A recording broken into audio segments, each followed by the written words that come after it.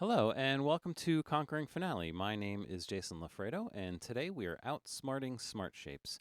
We are going to start working with some of these smart shapes. Specifically, today we're going to work with slurs. Now, from the first video, you may know that in order to draw a slur, it's fairly easy. Just go into the Smart Shape tool and select the slur. And all you need to do is double click a note, and it will draw a slur from that note to the next one. Just double click, and there you go.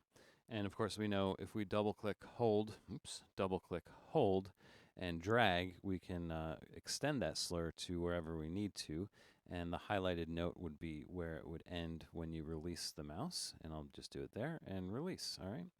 Interestingly, we can also do this backwards, by the way. If you start with the last one and drag to the left, we can create a slur that way too, just as easily. All right. And the first thing I want you to know about slurs is that slurs have a direction. And obviously you can see in these two staves, these slurs are above the notes and these slurs are below a note. But actually they're both in the same direction, really. They're both a note side. That's the direction. And by default, Finale will put these slurs in an automatic state. And what that means is that when you move the notes, if I were to transpose this clarinet up an octave, the slur will then be put above, right? So it's still note size, but now it's above versus below, right? And you can move those notes, and the slur will update automatically depending on where you put the notes. But we can override that by selecting the slur and pressing the F key. Will force Finale to put the slur in the above position in that case. If I were to do it over here, it would force it to the lower position like that. And if we press F again, we can get it to flip back to below. All right. Now there is a difference between direction states. There's automatic, above, and below. And if you right-click the main handle here, in the bottom of the contextual menu, you'll see direction. And other than flip, which is just a command to flip, just with the F key as I was showing you, there's three states: automatic, over, or under. And currently under is checked, right?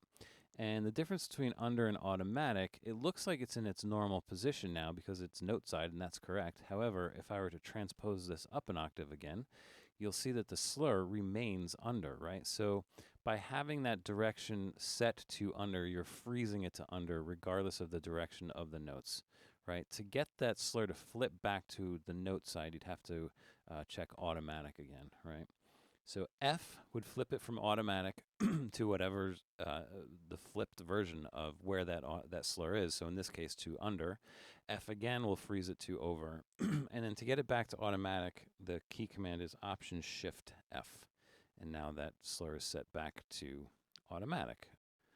Now, generally speaking, drawing a slur is a fairly artistic endeavor, and Finale, being a computer program, is essentially using an algorithm to draw a slur. And because it's a computer algorithm, it's not always going to get it right. Finale does a decent job of automatically drawing a slur in an appropriate position, but there are going to be times where you're going to need to make adjustments to your slur. And, I mention this because it is something that becomes important very quickly. If you start working with slurs a lot in Finale, you will want to know how to adjust them, because Finale will get it right maybe 80% of the time, but there's situations that you will have to adjust them. So let's show you what we can do with that. So if you grab the handle of the slur, the main handle, you can actually simply just move the slur around, right? There are other ways to adjust the slur. If you click the handle, what you'll get is 5 more handles around the slur, and each of these handles does something different to the slur, and I'll show you what those are. The ones on the end, the left and right side here, these will actually change the end point, so you can actually kind of move it a little to the left or a little to the right or upwards or downwards, and you can kind of move it freely in spaces to wherever you need to go, right? Same with the right side. So in the case of this slur, which is a little close to that sharp, all you really need to do is just raise that right point up a little bit, and it will avoid that sharp a little bit better, right? And there's 3 other handles here. The middle one is going to change the arc of the slur. So you'll be able to actually make the slur flatter or much more archy, if that's a word. That's not a word, but there you go. That's what that does. And then finally, the 2 other handles on either side of that middle handle will deal with the arc on that particular side of the slur. Now, with the middle one, I should have mentioned, you can only move your mouse up and down. You can't go left and right. Nothing will happen if you go left and right. Only up and down, right? But with the other two, you can move up and down and left and right. So you have a little bit more control of those other two arc handles, as it were.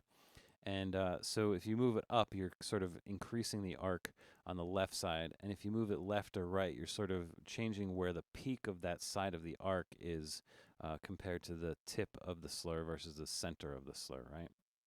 So there's a lot of adjustments you can make there. In this particular slur, if I want to make it avoid that sharp a little more, all I have to do is choose this side arc handle and move that up a little bit, and we can get it away from the sharp a little bit better. All right. I should have mentioned, let me do this real quick, that once you make these adjustments, let me just make a couple of crazy adjustments here.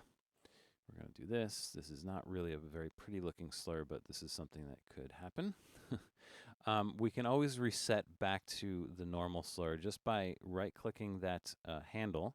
And towards the bottom here, we have an option for Remove Manual Slur Adjustments. And if we click that, it will go back to the default slur that Finale draws. All right.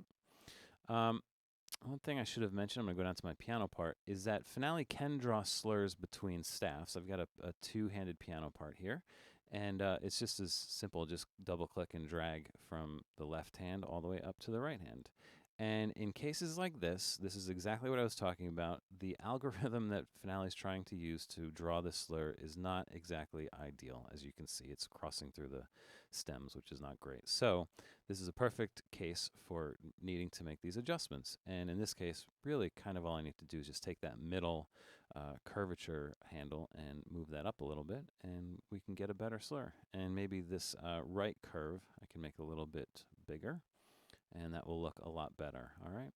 The other thing we can do, let me just remove the slur adjustments here, is that with these adjustments, we can actually create S slurs. And the way I'm going to do this, I'm going to take this right end, and first of all, move it down to below the C here, right? And then with this right curve handle, I can actually cross underneath the slur itself to create sort of an S curve, and you can see what happens, right? Just like that. Now you have an S curve slur. And from here, you can, again, this is all artistic. You kind of use the handles to your advantage to, figure out what's going to look best. And when you're done, you'll have something that looks a lot more, that looks pretty, fairly pretty. And I'll do it one more time over here so we can see. Finale is going to really try to attempt to draw a slur there, but it just doesn't know what to do with it, so we can adjust it. I'm going to move this one up to the top of the beam there, and this time I'm going to take the left hand curve handle and cross it over so that we get the S, and then I'm going to make this one a little bit bigger so it's more pronounced. Maybe this will go a little bit towards the center and a little bit bigger, and maybe a little bit more there. And there you go. So I just created an S curve just by manipulating those handles. Let's talk about slurs across systems. Now, I've got this score page set up here in landscape mode, so I was able to put everything I wanted on this one page. Thought it would be easier for you to see, but let me just do something here. I'm going to create a very large slur between bar 3 and bar 6 of my piano part here, right? And you can see that it's fine. It draws it like it is. There's no system break there. However, if I go into the piano part itself, you can see that now that slur has to go across systems from bar 3, 4, to 5 to 6, right? Let me just zoom in here a little bit, show you. And what happens with this, obviously, again, the algorithm is not quite getting it right, particularly on the second half. So I am going to have to fix that. What essentially happens when you have slurs like this is that you sort of get two different slurs. This first slur will give you all the handles that you would normally have, and you can adjust these, the same way. It sort of attaches it to the bar line at the end here, so that's what that last attachment point is. But if we want, we can make it a little bit higher, make the curve, and it doesn't really affect the second half of the slur down here.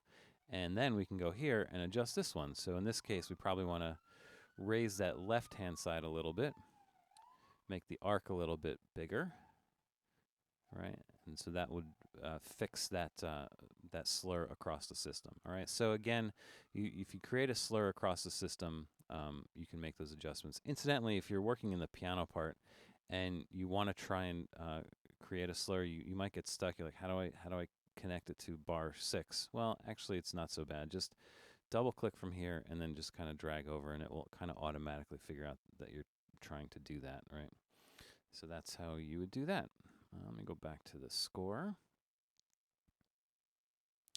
And then finally, the last thing I want to talk about, actually the second to last thing I want to talk about, is slurs in relation to layers. Now I've got this layer set up here in bar 9 of my piano part. And if I draw a slur on layer 1, so these upper notes, Finale is going to put the slur above instead of the note side, right?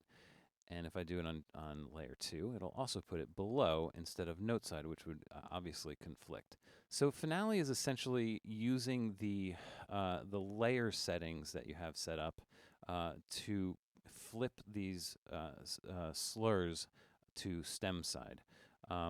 This is clearly handy because if you had to, constantly flip these slurs, it would be annoying. One thing to know is that if you were to, let's say let me just do something real quick.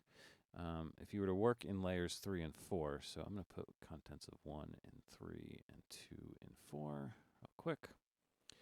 And, as you know, or maybe not, if you watch the layer videos, you know that layers 3 and 4 are not set to freeze up and down in the same manner that layers 1 and 2 are. So when you do that, the notes get all crossed up, as do the slurs. The slurs will take their normal position note side. In this case, both layers 3 and 4, the stems are going up, so both slurs, the stems, are set below, right?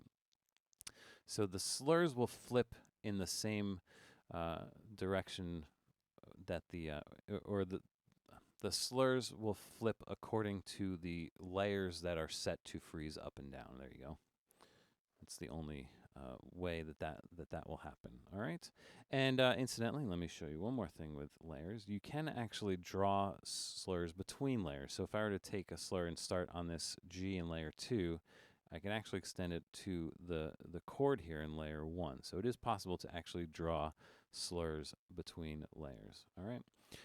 I talk more about the freezing up and down in layers in video 12-1. So if you want to take a look at that, you can kind of help understand what the heck I'm talking about with the layers freezing up and down. All right. And then finally, one last thing I want to mention.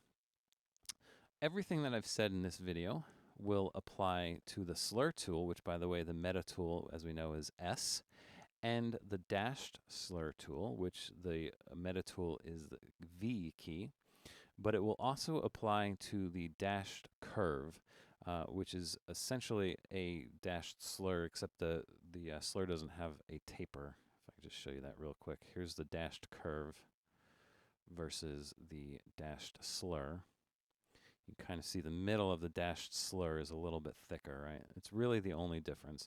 And the dashed curve, by the way, doesn't have a meta tool, but the dashed slur does, and that is V. All right?